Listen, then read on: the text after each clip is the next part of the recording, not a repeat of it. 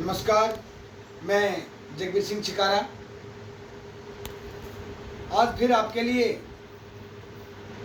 कुछ महत्वपूर्ण प्रश्न लेकर कक्षा 9th के लिए एसएस विषय के हाजिर हुआ हूँ। उसको पढ़िए, आप ध्यान से सुनिए।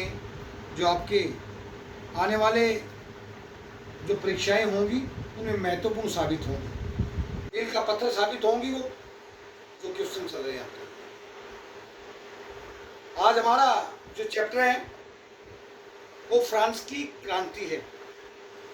पहले भी हमने इस पाठ को पढ़ा है, लेकिन जो कुछ प्रश्न बच गए थे आज उनको लेकर दोबारा फिर आपके पास आया हूं।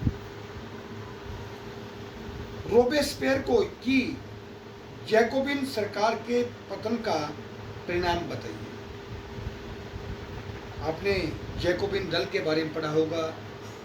रोबेस्पियर की जो जैकोबिन सरकार बनी थी उसका जो विनाश हुआ, ह्रास हुआ, पतन हुआ, उसके क्या नतीजे हैं बताइए। ये प्रश्न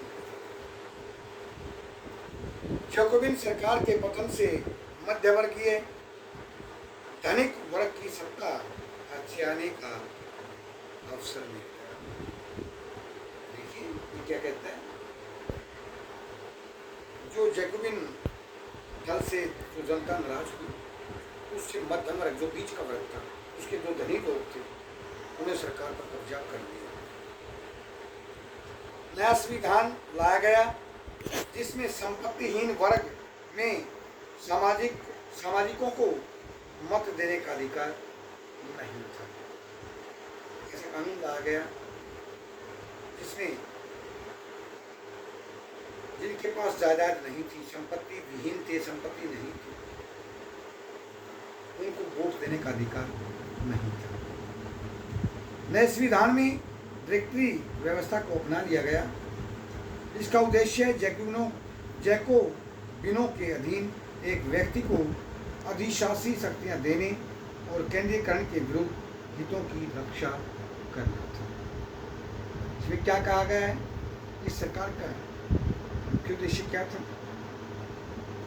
कि जो जैकोबिन दल की सरकार है उसके अधीन जो एक ही व्यक्ति के अधीन शासन कार्य चल रहा है और सरकार का केंद्रीकरण किया गया, सारी शक्तियां समेट दी गई, उनके विरुद्ध उनके हितों का सुरक्षा करते थे। तथापि इसके निर्देशक प्राय विधान परिषदों से झगड़ पड़ते थे। किसके? जैकोबिन दल के। उन्हें निरस्त करने का निर्देश दे दिया करती थी। डायरेक्टरी की यह अनिश्चितता बाद में नेपोलियन बोनापार्ट, जिसके बारे में आपने पढ़ा है, इस पाठ का लास्ट क्वेश्चन था, नेपोलियन बोनापार्ट के उदय के बारे में बताइए। जो विधान परिषद और विधायी शक्तियों के आपस में झगड़े के कारण फायदा उठा के गद्दी पे बैठा 1804। तो झगड़ पड़ते थे तो उन्हें निरस्त करने का निर्देश दे दिया करती थी। और डायरेक्टरी की यह अनिश्चितता बाद में नेपोलियन बोनापार्ट जैसे सैनिक तानाशाह के लिए मार्ग प्रशस्त करने में सहायक साबित हुई। जो जैकोबिन दल की सरकार थी उसके अंदर कुछ खामियां थी जो इस तरह के कार्य कर रही थी, उनका फायदा जो था वो नेपोलियन बोनापार्ट ने उठाया था। जो विधायी शक्तियों के बीच जो झगड़ा चल रहा था वो झगड़े का लाभ उठाकर 1804 में गद्दी पर बैठ गया था और 1815 तक उसने शासन किया। 1815 में फ्रांस की शक्ति उसने काफ़ी बढ़ा दी थी, लेकिन 1815 में यूरोप की दूसरी अन्य शक्तियाँ थी, इकट्ठी होकर उसके खिलाफ युद्ध लड़ा था और वाटरलू के युद्ध में उसे मुंह की खानी पड़ी थी। उसमें फ्रांस की करारी हार हुई थी। अगला प्रश्न है, कन्वेंशन क्या थी? फ्रांस में इसकी भूमिका का वर्णन कीजिए। 1792 में फ्रांस में गठित नवनिर्वाचित असेंबली को कन्वेंशन का नाम दिया गया, जो 1792 में फ्रांस के अंदर नवनिर्वाचित मतलब नई चुनी हुई जो सभा थी उसको नाम कन्वेंशन का दिया गया था। इसकी क्या भूमिका रही, क्या कार्य रहे इसके सरकार के फ्रांस में? इसमें राजतंत्र का अंत कर दिया गया और फ्रांस को एक गणतंत्र राज्य घोषित कर दिया गया। वंशानुगत शासक लुई 16वें और उसकी पत्नी को मौत, उसकी पत्नी का नाम था एंटोनेट, मौत की सजा सुना दी गई और रोबेस्पियर को नेशनल कन्वेंशन का अध्यक्ष निर्वाचित कर दिया गया। उसने नियंत्रण एवं दंड की सख्त नीति को अपनाया। लुई 16वें के शासन के पश्चात रोबेस्पियर का काल आया था। उसने वहाँ के शासक और उसकी रानी को मौत की सजा सुना दी थी। इसी तरह और भी हमारा प्रश्न है,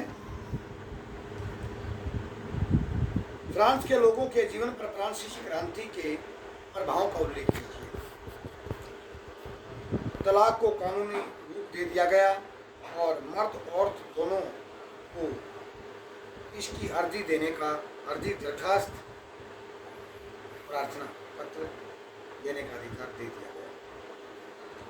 अब महिलाएं व्यावसायिक प्रशिक्षण ले सकती थी, वो भी टेक्निकल शिक्षा ले सकती थी, ट्रेनिंग ले सकती थी, कलाकार बन सकती थी और उन्हें छोटे मोटे व्यवसाय भी वो चला सकती थी। ये महिलाओं को अधिकार दे दी गई।